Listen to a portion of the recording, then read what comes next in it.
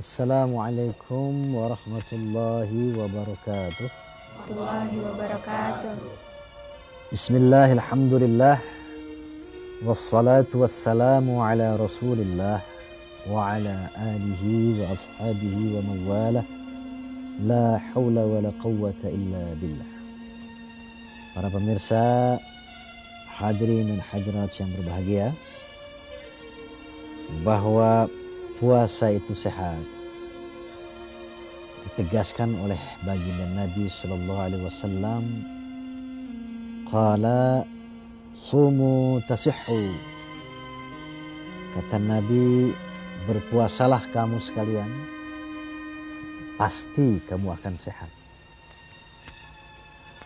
World Health Organization Experts Committee, yaitu para ahli, para pakar daripada organisasi kesehatan dunia, membuat satu definisi bahwa yang namanya sehat itu adalah keseimbangan yang optimal antara fisik, psikis, dan sosial ekonomi. Nah, jadi kriteria definisi daripada sehat itu menurut para pakar daripada WHO, Organisasi Kesehatan Dunia, yaitu keseimbangan antara sehat badan, sehat rohani, dan sehat sosial ekonomi. Nah, artinya kalau manusia sehat badannya saja, tetapi ekonomi dan rohaninya tidak sehat, ini belum dikatakan standar sehat. Begitu juga kalau sehat rohaninya, badannya tidak sehat, ekonominya tidak sehat, juga tidak bisa dikatakan orang sehat. Begitu juga yang ekonominya sehat, ekonominya kuat, tapi badannya sakit, jiwanya sakit, ini pun orang sakit. Nah, ternyata sehat dalam 3 aspek kehidupan itu, inilah yang bisa diwujudkan, bisa dicapai hanya dengan berpuasa. Nah, ternyata kalau Nabi Sallallahu Alaihi Wasallam, sumu tasihhu, puasalah kamu dan kamu akan sehat. Ternyata bukan hanya sehat badan, tetapi sehat dalam 3 aspek kehidupan tadi. Mari kita lihat satu persatu. Bahwa puasa itu membuat badan kita sehat. Nabi mengatakan, al-batnu aslud da'i wal himyatu aslud dawa. Bahwa perut itu gudang penyakit dan berpuasa adalah aslinya obat. Bahkan dikatakan dalam hadis yang lain, al-ma'idatu baitud da'i wal himyatu ra'sud dawa.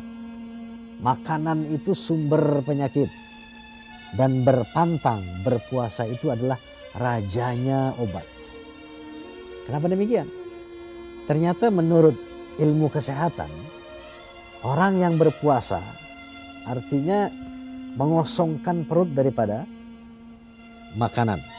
Ini membuat mekanisme perut, pencernaan makanan berhenti. Artinya sistem pencernaan makanan, metabolisme tubuh diistirahatkan. Nah, apa yang terjadi? Itu di dalam kekosongan perut, maka terjadilah pergantian sel-sel. Dari sel yang mati diganti dengan sel-sel yang baru. Dan di sana terjadi juga pembakaran. Sebagaimana Ramadan itu artinya panas, membakar. Nah, ternyata Ramadan ini memang mampu membakar dosa-dosa.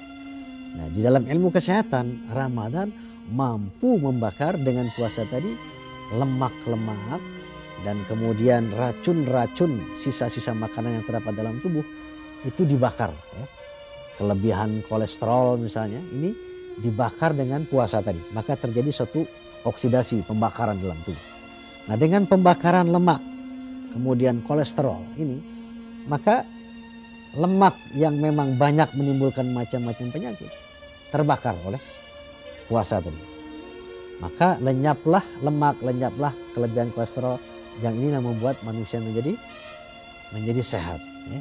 Nah, makanya orang berpuasa sama orang kelaparan ini nggak sama.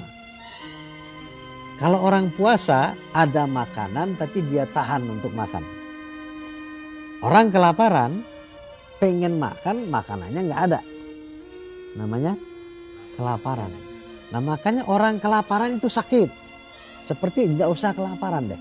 Orang telat makan saja bisa menyebabkan penyakit mah. Kenapa demikian? Karena menurut ilmu kedokteran itu kalau perut lapar, maka yang namanya sinyal hormonal pada otak ini mengeluarkan perintah ya kepada perut. Perut lapar ini, keluarkan enzim dan keluarkan asam HCl, asam lambung. Nah, maka apa gunanya enzim-enzim ini? Untuk pelumas makanan, dan asam lambung itu untuk menghancurkan makanan sehingga membantu pencernaan perut ini supaya kerjanya lebih ringan. Ya. Nah kalau orang kelaparan atau orang telat makan, pada saat dia lapar terjadilah perintah hormonal. Ya. Maka keluarlah yang namanya enzim sama asam lambung, asam HCl ini. Nah, tapi makanan nggak masuk. Karena orang tadi lupa makan, terlalu sibuk bekerja. Atau orang tadi kelaparan, nggak ada yang dimakan. Asam keluar, asam lambung keluar. Nah karena nggak ada makanan, akhirnya asam ini merusak dinding-dinding lambung. Yang namanya asam ini tajam sekali. Jangankan perut kita, itu dinding tembok saja. Ya. Kalau kita siram cuka, siram asam itu hancur itu. Ya, eleh. Nah begitu juga perut yang kena asam HCl tadi. Ya, dia akan kena sakit. Makanya orang telat makan atau kelaparan dia sakit mah. Berbeda dengan orang yang berpuasa. Makanya saya katakan pada periode yang lalu, niat itu adalah salah satu unsur yang paling mendasar daripada sahnya puasa. Tanpa niat tidak sah puasa. Nah ternyata niat ini pun membawa satu dampak kepada kesehatan tadi, sisi kesehatan. Orang kalau niat puasa kemudian lapar, maka sistem saraf tadi tidak memerintahkan kepada enzim dan asam HCl untuk keluar. Kata perut saya lapar, tapi kata otak oke, kamu lapar. Enzim sama asam HCl nggak perlu keluar, jangan keluar. Karena apa? Tidak akan ada makanan masuk. Kenapa? Sudah diprogram bahwa kita sedang berpuasa. Makanan tidak ada, enzim dan asam HCl tidak keluar, sehingga perut tidak luka. Oleh karena itu orang berpuasa tidak sakit. Beda dengan orang yang tidak niat puasa. Makanya ini niat puasa itu penting sekali. Ya.